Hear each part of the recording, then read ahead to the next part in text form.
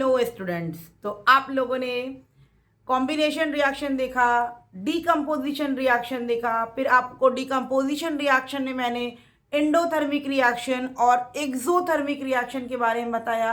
चलिए मैं एक बार रिकैप करते हुए चलती हूँ ताकि आप लोग का रिवीजन भी हो जाए। कॉम्बिनेशन रिएक्शन में मैंने बताया था दो या दो से ज़्यादा रिएक्टेंट मिल करके अगर सिंगल प्रोडक्ट देता है तो कॉम्बिनेशन रिएक्शन होता है। कॉम्बाइन हो रहा है, नाम से ही आप लोग को क्लियर होना चाहिए, कंबाइन हो रहा है। दो या दो से ज्यादा रिएक्टेंट मिल करके अगर एक सिंगल प्रोडक्ट फॉर्म कर रहा है तो उसको हम लोग कॉम्बिनेशन रिएक्शन कहते हैं।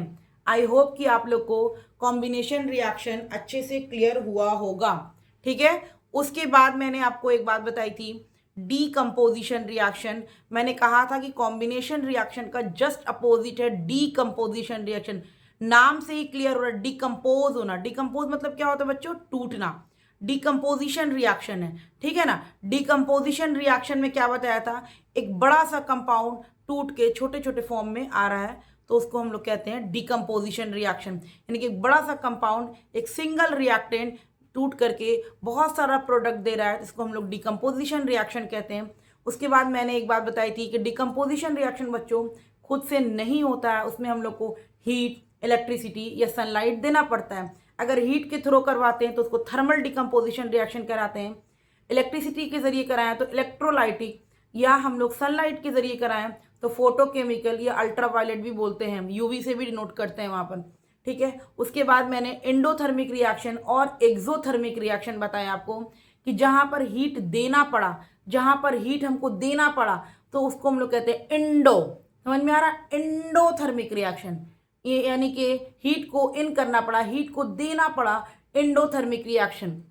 जहां से हीट निकलती है, हीट निकली, लाइट निकली या साउंड निकली, कुछ भी एनर्जी के फॉर्म में अगर बाहर आ रहा है तो वो एक्सोथर्मिक रिएक्शन। कुछ भी एनर्जी के फॉर्म में अगर हम दे रहे हैं तो एंडोथर्मिक रिएक्शन। उसके बाद मैंने आपको डिस्प्लेसमेंट रिएक्शन बताया था, जिसमें मैंने बताया था कि डिस्प्लेसमेंट रिएक्शन जो होता है, most reactive metal displace most reactive element displace a less reactive element in a chemical reaction is known as displacement reaction. उसके बाद मैंने बताया था कि डिस्प्लेसमेंट रिएक्शन में रिएक्टिविटी सीरीज याद करना जरूरी है, जिसको केदारनाथ का माली आलू जरा फीका पकाता है, इस तरीके से हम लोग याद करते हैं। ठीक है ना। उसके बाद मैंने एक 5 या 6 क्वेश्चन एक क्लास में करवा करके आपको डिस्प्लेसमेंट रिएक्शन 100% क्लियर कर दिया। क्लियर है पॉइंट? उसके बाद आज हम लोग स्टार्ट करने जा रहे हैं बच्चों double displacement reaction. Double displacement reaction, ये डबल डिस्प्लेसमेंट रिएक्शन क्या होता है बच्चों? जैसे आप देखो, डबल डिस्प्लेसमेंट रिएक्शन, पहले हम एक सिंपल सा आइडिया आपको देते हैं। जैसे ए और बी रिएक्ट किया है किसके साथ? सी और डी के साथ। रिएक्शन के बाद हमको क्या दिया है? ए बी रिएक्ट किया है सी डी के साथ, और रिएक्शन के बाद ए सी और बी और डी बन गया है। ठीक है ना। देख लो आप, कुछ चेंजिंग हो रहा है, यानी कि रिएक्शन से पहले ए के साथ बी था, रिएक्शन के बाद ए के साथ सी आ गया। रिएक्शन से पहले सी के साथ डी था, रिएक्शन के बाद बी आ गया। समझ में आ रही बात? यानी कि यहां पर क्या हो रहा है, आयंस का सिर्फ एक्सचेंज हो रहा है, एक दूसरे से एक्सचेंज कर रहा है। तो इस रिएक्शन को हम लोग कहते हैं डबल डिस्प्लेसमेंट रिएक्शन, जहां पर सिर्फ एक्सचेंज होता है, ये उसके पास चला गया, उसका इसके पास आ गया, तो इसमें क्या सिर्फ एक्सचेंज होता है। तो इस रिएक्शन को हम लोग कहते हैं डबल डिस्प्लेसमेंट रिएक्शन। इसको हम लोग लिख लेंगे बच्चों इस तरीके से, आप लोग लिखिए, रिएक्शन इन विच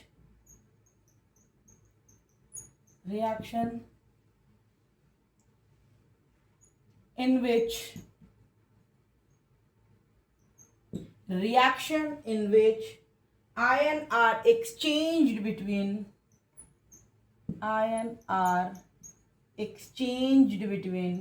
एग्जाम्पल देंगे तो क्लियर हो जाएगा कि आयंस किसको बोल रहे। टेंशन लेने की बात नहीं है, आप टेंशन मत लेना कि आयन का नाम कहां से शुरू हो गया। ठीक है ना। वैसे आयन आप कटायन अनायन पढ़े होंगे क्लास 9th में, लेकिन फिर भी मैं आपको कहूंगी कि आप, मैं ये सोच रही हूँ कि आप नहीं जानते हो, मैं उसको भी क्लियर कर दूंगी, कोई दिक्कत की बात आपको नहीं है, टेंशन नहीं लेना है। ठीक है। Between two reactant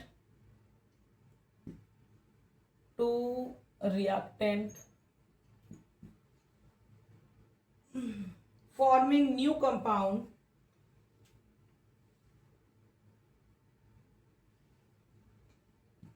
forming new compound,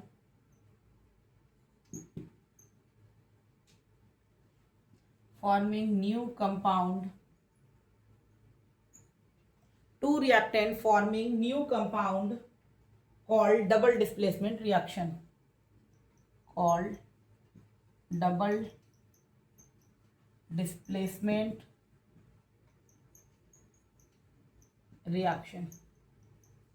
ठीक है ना। मतलब इसमें क्या होता है, सिर्फ आयन का एक्सचेंज होता है। डबल डिस्प्लेसमेंट रिएक्शन में सिर्फ आयन का एक्सचेंज होता है आपस में, ठीक है। देखो ए और ए जो था बी के साथ था, रिएक्शन में ए जो है सी के साथ हो गया, उसके बाद डी के साथ अटैच था सी, लेकिन रिएक्शन के बाद डी के पास अटैच हो गया बी। बस आयन का क्या हुआ, एक्सचेंज हुआ। इस तरह का जब रिएक्शन होता है ना बच्चों, तो उसको हम लोग डबल डिस्प्लेसमेंट रिएक्शन कहते हैं, डबल डिस्प्लेसमेंट रिएक्शन कहते हैं।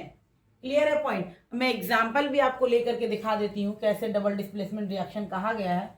जैसे मैंने एग्जाम्पल लिया, आप ले लो silver nitrate AgNO3, silver nitrate, ये एक्वस फॉर्म में होता है। इसको हम लोग रिएक्शन करवा रहे हैं सोडियम क्लोराइड के साथ, ये भी एक्वस फॉर्म में होता है।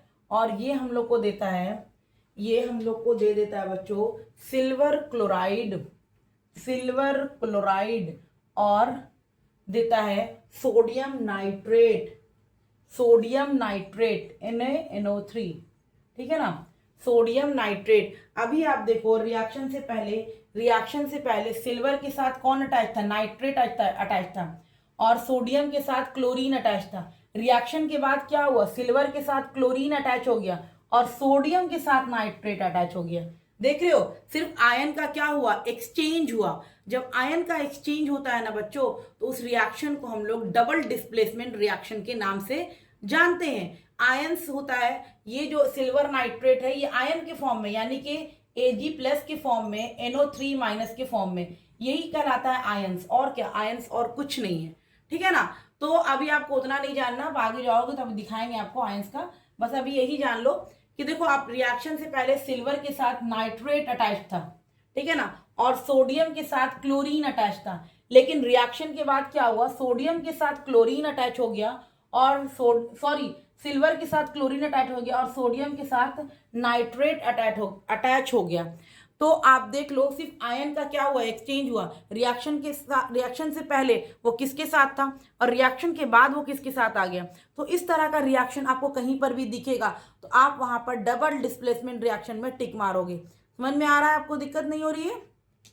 सिर्फ आयन का एक्सचेंज होता हुआ कोई भी रिएक्शन आपको दिया होगा, उसमें देख रहे हो कि सिर्फ आयन का एक्सचेंज हुआ है। रिएक्शन से पहले वो किसी और के साथ अटैच था, रिएक्शन के बाद वो किसी और के साथ अटैच हो गया। तो इस तरह का रिएक्शन को आप डबल डिस्प्लेसमेंट रिएक्शन बोलोगे। क्लियर है पॉइंट। आई होप कि आप लोग को डबल डिस्प्लेसमेंट क्लियर हो गया होगा। डबल डिस्प्लेसमेंट आप लोग का क्लियर हो गया। तो अब यहाँ पर हम लोग का इसके बाद वाला जो हमारा पॉइंट आता है वो आता है ऑक्सीडेशन, रिडक्शन और रिडॉक्स। ये तीनों मैं एक साथ पढ़ाऊंगी। पहले मैं आपको प्रिसिपिटेशन रिएक्शन बता देते हैं और न्यूट्रलाइजेशन रिएक्शन बता देते हैं, ठीक है ना। उसके बाद लास्ट में हम लोग उसको क्लियर कर लेंगे। चलिए हम लोग पहले प्रिसिपिटेशन रिएक्शन लिख लेते हैं। प्रिसिपिटेशन रिएक्शन क्या होता है ना बच्चों, बहुत सारे बच्चों को समझने में दिक्कत हो रही है।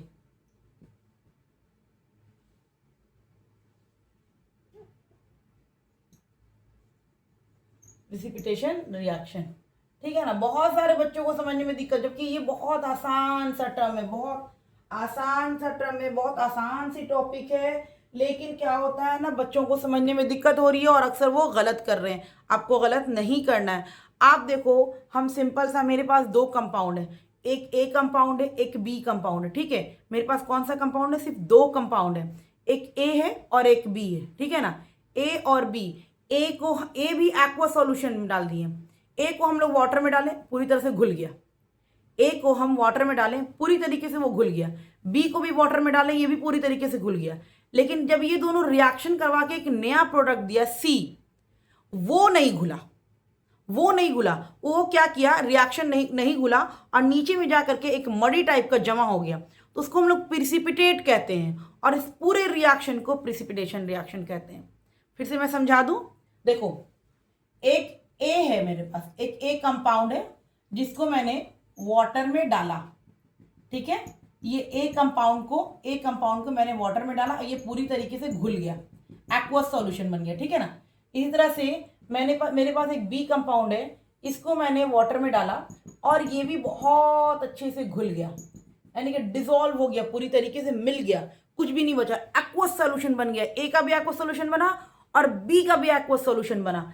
और उसके बाद रिएक्शन के बाद जो बना, हमको एक नया प्रोडक्ट दिया जिसका नाम है सी। ये क्या हुआ, ये एक्वस सॉल्यूशन नहीं बना, इसके नीचे में आकर के एक मडी टाइप का जमा हो गया, मडी टाइप का जमा हो गया। ये जो मडी टाइप का जमा होता है ना बच्चों, इसको कहते हैं प्रिसिपिटेट, प्रिसिपिटेट। और इस पूरे रिएक्शन को कहेंगे प्रिसिपिटेशन रिएक्शन। आई होप कि आप लोग को प्रिसिपिटेशन रिएक्शन क्लियर हुआ होगा।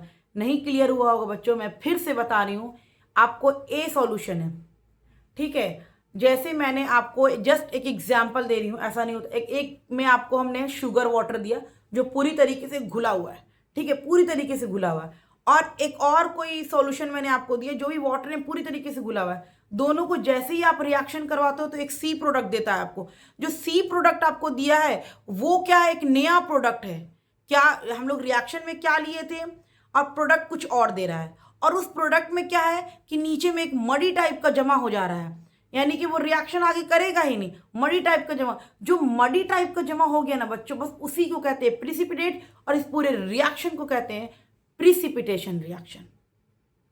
आई होप कि आप लोग को क्लियर हुआ होगा, आई होप, ठीक है ना।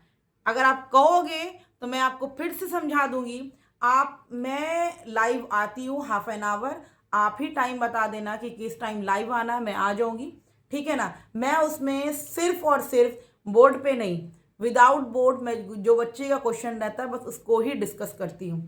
क्लियर है पॉइंट। आपको कोई भी क्वेश्चन होगा आप प्लीज़ अपना टाइम बता देना, मैं कोशिश करूंगी कि मैं आपको ही टाइम दूँ, क्योंकि आपका क्या है ना, आप स्कूल जाते हो आते हो, आपके पास बहुत थोड़ा टाइम होना चाहिए, ठीक है। आपके पास अगर टाइम है, कौन सी टाइम है, तो आप उसमें हमको टाइम बता देना, मैं आपको उस चैप्टर का, उस टॉपिक का हर चीज़ क्लियर कर दूंगी।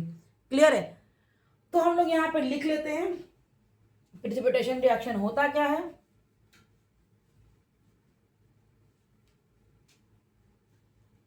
Those reaction in which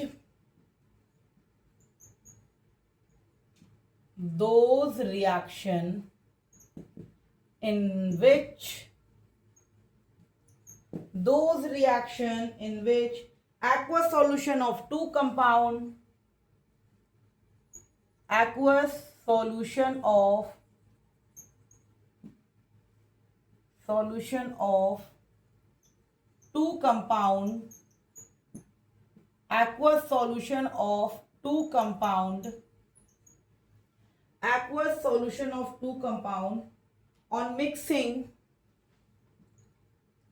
on mixing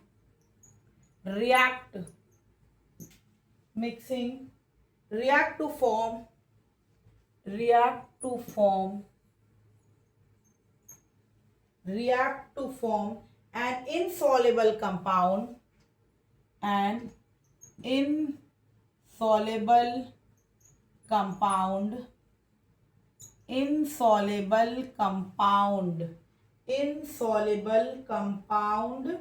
which separate out as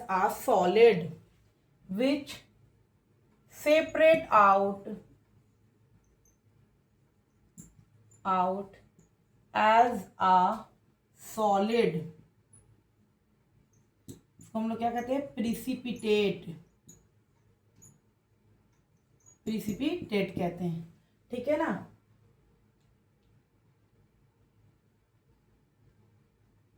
clear हो गया।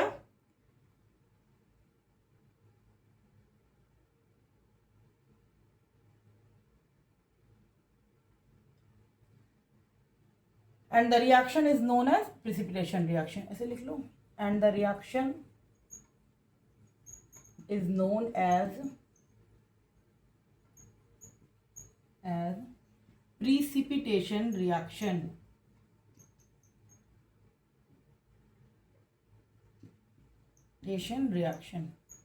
देखिए मैंने सिंपल सा वर्ड लिखा है आपको कि those reaction in which aqueous solution of two compound, दो कंपाउंड का एक्वस सॉल्यूशन यानी कि दो कंपाउंड वाटर में पूरी तरह से घुलने वाला है, जैसे ही उसको रिएक्ट करवाएं तो एक नया कंपाउंड दिया, एक नया प्रोडक्ट दिया सी, जो कि क्या हुआ, जैसे ही वो नया प्रोडक्ट बना उसके नीचे में एक सॉलिड सब्सटेंस आकर के जम गया, तो उसको हम लोग प्रिसिपिटेट कहते हैं और इस पूरे रिएक्शन को प्रिसिपिटेशन रिएक्शन कहते हैं। इंपॉर्टेंट रिएक्शन है बच्चों, हमेशा प्रिसिपिटेशन रिएक्शन का कहेगा कि ये रिएक्शन प्रिसिपिटेशन रिएक्शन है। बच्चों को पता नहीं होता कि प्रिसिपिटेशन रिएक्शन होता क्या है। तो अब याद रखिएगा, दो एक्वस सॉल्यूशन जब रिएक्ट कर करके एक इनसॉल्युबल कंपाउंड बना रहा है, जिसके नीचे में आकर के एक मडी टाइप का जमा हो जा रहा है, उसको प्रिसिपिटेट कहते हैं और इस पूरे रिएक्शन को प्रिसिपिटेशन रिएक्शन कहते हैं। बस यही था प्रिसिपिटेशन रिएक्शन आपका बच्चों। मैंने आपका इससे पहले जो एग्जांपल दिया था उसको ही मैं कर देती हूं। जैसे सिल्वर नाइट्रेट, सिल्वर नाइट्रेट ये क्या होता है, हमारा एक्वस होता है और इसका हम लोग सोडियम क्लोराइड के साथ करवाते हैं, ये भी एक्वस होता है और ये हमको सिल्वर क्लोराइड देता है और सोडियम नाइट्रेट देता है, ठीक है ना। सिल्वर क्लोराइड जो होता है बच्चों, ये व्हाइट कलर का पीपीटी प्रिसिपिटेट, पीपीटी को प्रिसिपिटेट को हम लोग पीपीटी से भी लिखते हैं, इस तरीके से लिखा रहता है, ठीक है ना। तो यही देखो, ये एक्वस सॉल्यूशन है, पूरी तरह से घुला हुआ है, ये भी एक्वस सॉल्यूशन है, पूरी तरीके से घुला हुआ है। जब इस दोनों का रिएक्शन करवाएं तो एक सिल्वर क्लोराइड दिया, सिल्वर क्लोराइड जब दिया तो देखा जा रहा है क्या, कंटेनर में नीचे में एक सॉलिड टाइप का जमा हो गया है, नीचे में एक सॉलिड टाइप का जमा हो गया है। जो नीचे में सॉलिड टाइप का जमा हो गया है वो प्रिसिपिटेट है और ये पूरा रिएक्शन प्रिसिपिटेशन रिएक्शन हो गया। आई होप कि आप लोग को क्लियर हो गया होगा, ठीक है ना। अब हम लोग एक नेक्स्ट वाला रिएक्शन करेंगे, न्यूट्रलाइजेशन रिएक्शन, न्यूट्रलाइजेशन रिएक्शन, ठीक है। इस रिएक्शन के बारे में आप लोग को आगे चैप्टर में पढ़ना है एसिड बेस एंड सॉल्ट में, तो उसमें आपको और अच्छे से क्लियर करेंगे। यहां पर हम लोग सिर्फ आसानी से acid react with base, acid react with base to form salt and water, form salt and water is known as precipitation reaction,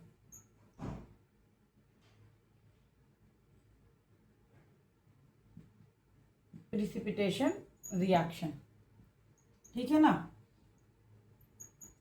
यहां पर क्या हो रहा है बच्चों, जब एसिड जो है ये क्या कर रहा है, बेस के साथ रिएक्ट कर करके जब हमको सॉल्ट और वाटर देता है तो इस रिएक्शन को हम लोग प्रिसिपिटेशन रिएक्शन कहते हैं। Acid react with base to form salt and water is known as neutralisation reaction. So sorry, acid में आप ले लो HCl, बेस में ले लो NaOH, तो ये हमको देता है, क्या दे देगा, HCl और NaOH के रिएक्शन करवाते हैं बच्चों तो हम लोग को NaCl देता है और H2O देता है। देखिए ये सॉल्ट है, ये वाटर है, ये एसिड है, ये बेस है। Acid react with base to form salt and water is known as neutralisation reaction. तो ये हो गया आपका न्यूट्रलाइजेशन रिएक्शन का। हेलो बच्चों, तो ये आपका हो गया हमारा न्यूट्रलाइजेशन रिएक्शन का, बहुत अच्छे से क्लियर हो गया होगा। क्लियर है पॉइंट?